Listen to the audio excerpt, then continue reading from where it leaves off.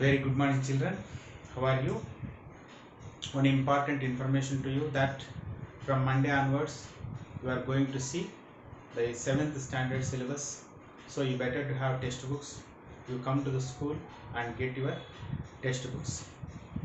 So whenever you get textbooks, it's very easy to refer the topics what we discussed from Monday onwards. And also one more important thing, that 3 days you get 2 subjects and 1 day you get one subject. That means in the total week you may get nearly 9 classes. And coming to the present topic, that rural and urban livelihoods. See, what is the meaning of livelihood? Means a means of securing the necessities of life. What is the meaning of livelihood? A means of securing the necessities of life. What are the necessities? What are the basic necessities? There is food, shelter and clothing. And nowadays education is also a basic need. Understood? So, in what way this livelihood different from rural to urban? So, rural means village, urban means towns and cities. So, in case of needs, the needs of the village are different from the needs of towns and cities. The occupations of village are completely different from the occupations of towns and cities. And even in case of lifestyle of village is completely different from the lifestyle of towns and cities. So in such a way, in case of needs, occupations, lifestyle, the villages are completely different from towns and cities. Right. So as a part of this topic, first of all, we will see rural livelihood. That means, in order to get their necessities, how the people are doing, how people are choosing different types of activities. Understood? So, in that you are going to see farming, non-farming, and rural indebtedness. What is the first one? Farming, non-farming, rural indebtedness. So, in that the first important farming.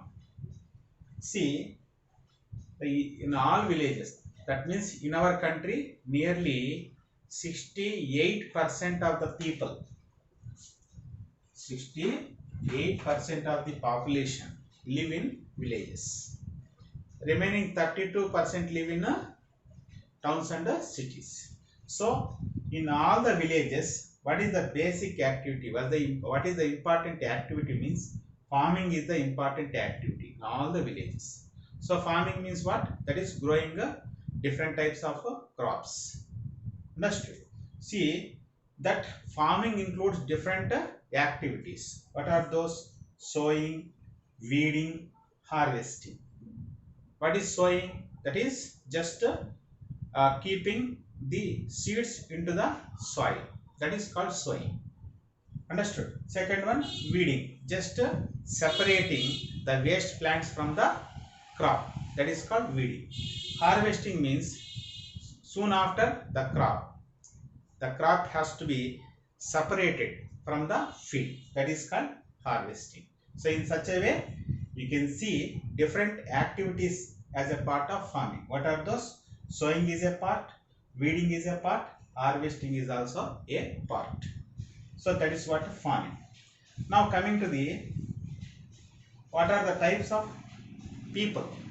See, in villages, some people may have more land, some people have less land, some people may not have land.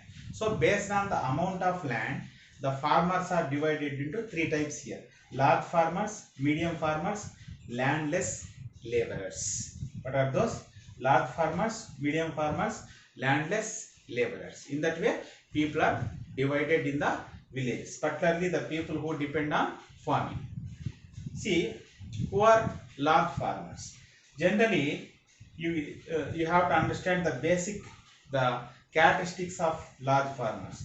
Generally, in case of large farmers, they have got huge areas of land. See, some people have more than 10 acres, 20 acres, 100 acres, 150 acres, 200 acres. Like that, they may have large areas of land for cultivation. That is the important feature what you should see in case of large farmers. This is the first one. Second one, they use modern technology in order to do the farming. Modern technology in the sense what?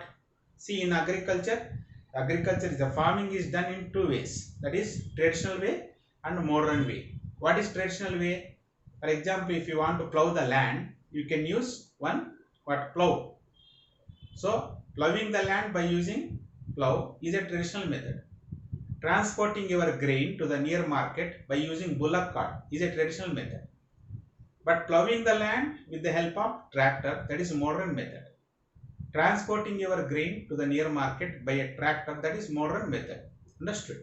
So in such a way, the large farmers generally use modern technology, and also particularly which type of technology they use means they use modern machines. Even they may use transplantation methods, transplanting machines, and harvesters they may use, and weeding machines they may use. So they may use different modern inputs to do farming, and even they use good quality of fertilizers and seeds. They use good quality of fertilizers and seeds, and even particularly in case of large farmers, they don't involve in farming directly. By involving some other people, they do farming. That's why this is called absentee landlordism. What it is called? Absentee landlordism. What is absentee landlordism? That means landlord, the person who owns the land, will not do farming, so he is absent. But in the absence of landlord, other people will do farming. That is called absentee landlordism. It does not mean that other people are the owners of this land, but in the absence of that person, other people may do farming. That is absentee landlordism. At the same time, in case of large farmers, they concentrate not only on the crops which actually meet their needs, but also they concentrate on cash crops also, which make you more income. That is another important thing in case of large farmers. So remember, children, in case of large farmers, what you have observed, they have got huge areas of land, and they use modern technology like tractors, harvesters, and also they use good quality of seeds and fertilizers, and also they not only grow food crops, they grow cash crops also. Understood? So in order to get more income, and these people don't involve in farming, they make other people to involve. They give their land to some other farmers, and they only do farming. So in the absence of landlords, the farming may take place. That is called large farmers. Now coming to the medium farmers. So large farmers, medium farmers. See, these medium farmers may have small sized plots, not large sized plots. This is first important part. And these farmers concentrate on their needs. They grow crops to meet their needs. If they have got little surplus, little excess, little extra, they may sell in the market. That means they concentrate to meet their needs.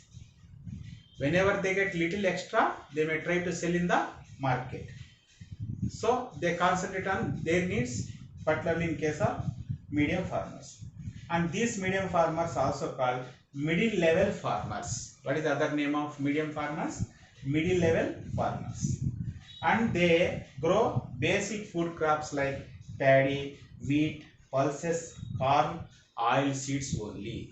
That means by doing farming, they try to meet their needs.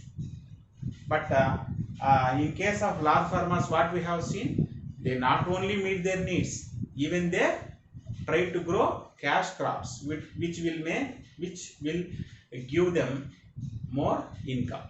That is about a medium farmer. So remember, in case of medium farmers, what we have observed, they may have medium sized plants, and they concentrate on subsistence living. Particularly, they grow crops to meet their needs only.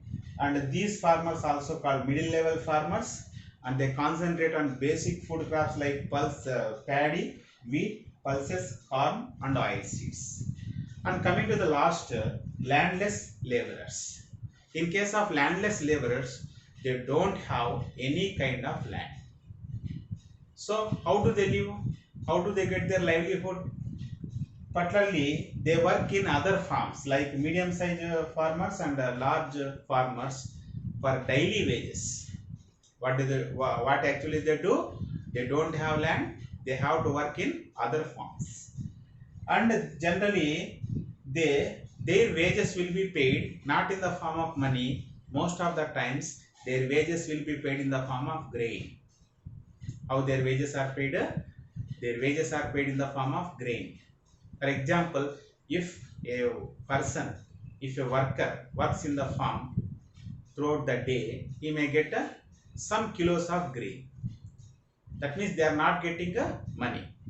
Of course, in some places, money is also given, but in most of the cases, in many places, they may get their wages in the form of grain.